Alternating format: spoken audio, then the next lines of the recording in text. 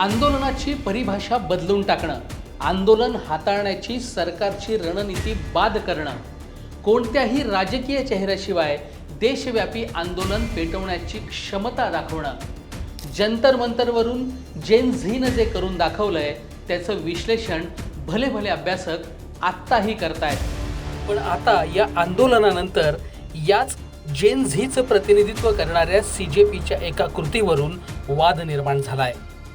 पण यावर CJPच्या प्रवक्त्यांनी मांडलेल्या सडेतोड भूमिकेमुळे संघर्ष आणि सेलिब्रेशन या दोन्हीकडे पाहण्याची जेन झीची नेमकी वृत्ती कशी आहे, कृती कशी आहे आणि विचारधारा कशी आहे त्याचा विचार करण्याची गरज निर्माण झाली आहे। नमस्कार, मी सचिन जोशी।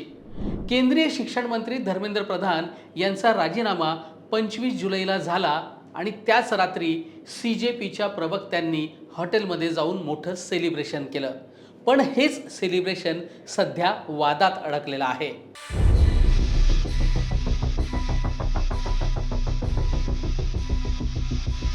नीट परीक्षेतील पेपरफुटीमुळे आत्महत्या केलेल्या विद्यार्थ्यांसाठी तुम्ही लढा देताय आणि शिक्षण मंत्र्यांचा राजीनामा होताच हॉटेलमध्ये जाऊन डान्स करत सेलिब्रेट का करताय, अशा स्वरूपाचे सवाल सोशल मीडियावरून अनेकांनी या CJP पुढे उपस्थित केले।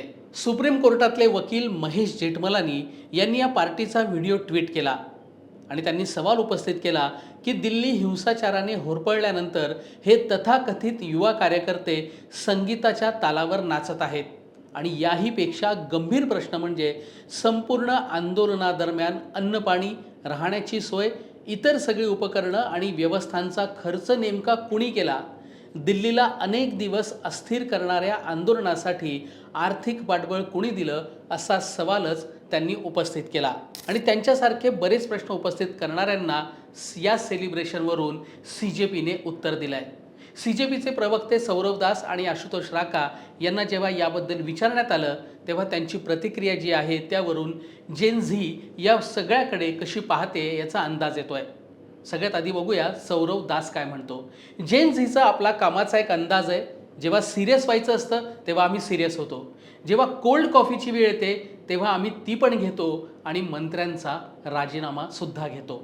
त्यामुळे मला वाटतं की आमची दुसऱ्या कोणत्या पिढीशी तुलना करू नका, पिढीनुसार मानसिकता बदलत जात असते।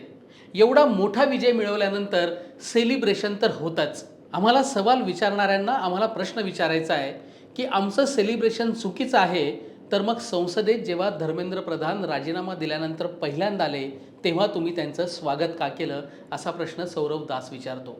आशुतोष राका यावर म्हणतो, आमच्यावर जे आरोप करतायत त्यांना जेन झीची मानसिकता समजत नाहीये असं मला वाटतं। आम्ही 37 दिवस आंदोलन केलं, हजारो विद्यार्थी जंतर मंतरवर होते, आमची जवळपास 150 ते 200 स्वयंसेवकांची कोर टीम होती। त्यामुळे एवढा मोठा विजय मिळवल्यानंतर आम्ही सगळे एकत्र भेटलो, निरोप घेण्याआधी आम्ही सगळे एकत्र आलो होतो, सगळे जरा रिलॅक्स झाले होते, त्यामुळेच आमचं ते सेलिब्रेशन होतं। त्यांची भूमिका आणि त्यांची विचारसरणी ही अगदी स्पष्ट आहे। हो, आम्ही सेलिब्रेशन केलं कारण आमच्या मागण्या मान्य झाल्या। तुम्हाला काय विचार करायचा तो तुम्ही करा। जेन झीनं जागं केलेल्या या आधीच्या पिढीला आता त्यांच्या जागी जाऊन त्यांच्यासारखा विचार करावा लागणार आहे का, असाही प्रश्न आता चर्चेत आहे। जे करायचंय ते ठामपणे करायचंय, तुम्हाला ते आवडो न आवडो, फक्त आम्ही ते कायद्याच्या चौकटीत राहून करतोय ना, मग झालं। ही भूमिका जेन झीची आहे। त्यामुळे जंतर मंतर ते मुंबई अनेक ठिकाणी झालेला जेन झीचा उद्रेक सत्तेला, विरोधकांना आणि पालकांनाही अंतर्मुख करणारा आहे।